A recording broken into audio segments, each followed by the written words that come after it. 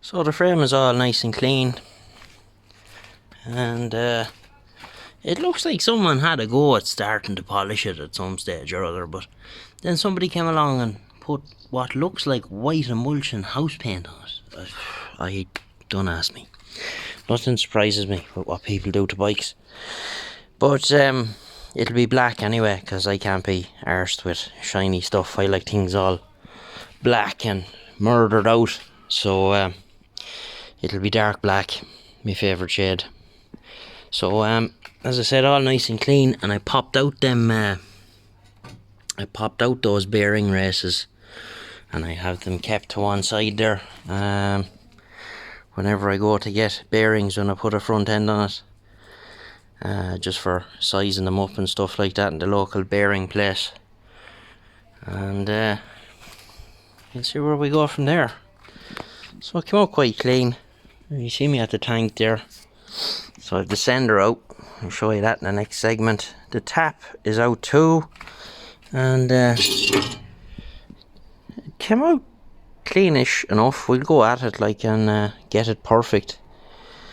You know, I'm not going to be doing anything mad. It's not going to be turbo or big CC or anything like that. So the stock tap will do me. And straightened up this tab on the tank. Like any of that rust you see there, that's just surface rust. That'll come off easy. Like there's no pinholes or anything. So I suppose the beauty of it being a race bike, I would assume that by the condition of the tank for a long time it was kept inside. So that would do it the world of favours. I don't know if you can see in there, but it's reasonably clean. The most of that's not even rust. It's just like dirt. Comes off there when you go at it, but it's like sludge inside in the tank. See, with a vague smell of fuel. So that'll all have to be cleaned out. But probably what I'll end up doing is I'll seal up all the holes and make some sort of a spit, motorized spit for it, and fill it up with, well, half fill it with vinegar and throw a handful of nuts into it and leave it spinning for a few hours, and then come back and empty it out and flush it and do it a couple of more times, and we'll probably get some of that sealer stuff for the inside of it then, I'd say. So yeah, getting there. So curiosity got the better of me, and we done a bit of scrubbing with one of these lads that you put in the drill. Takes off paint and rust fairly fast, and I tackled the worst bits I saw, and in all I saw I've one pinhole there. Rest of it perfect, quite solid, even up along the seam is good. So what we'll probably do now is we'll get some paint stripper and we'll strip all this crap off it and see what we're dealing with here. And when we have it all stripped back to nothing, we'll put some epoxy sealer on it and then put it away. So that's an easy fix compared to some tanks you'd see now that are rusty and you have to cut the bottom of them out and all that carry on.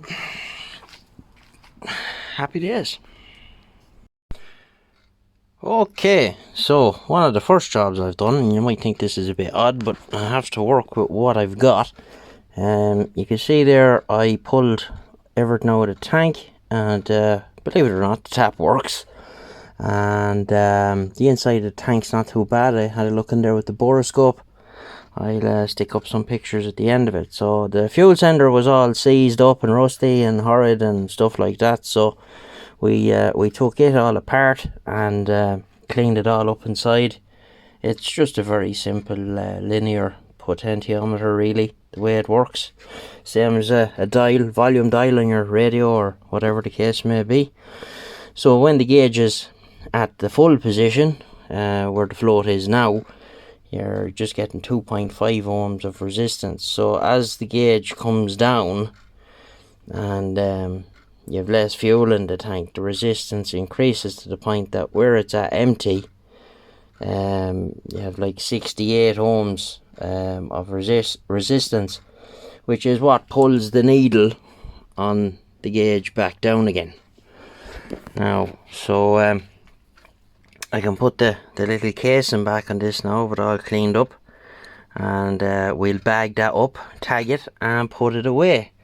So that's the end of this video, which is, I suppose, officially part 1, we'll call it, of the Slabby. So the next video, I'll probably go at stripping the tank and trying to clean it out. It is okay inside. There's a lot of sludge in there, and I think some water got in there at some point. You know, because there was only tape over the top of it, and it was being kept outside before I got it, so I'd imagine that some water worked its way into the tank and turned whatever fuel was in there into sludge. But we'll go about cleaning it out, and I want to just get all the paint off it and see are there any nasty surprises lurking underneath. But from what I see, it looks okay. Alright, we'll get you in the next one. If you're new, be sure to subscribe, and we'll get you in the next one. Bye bye.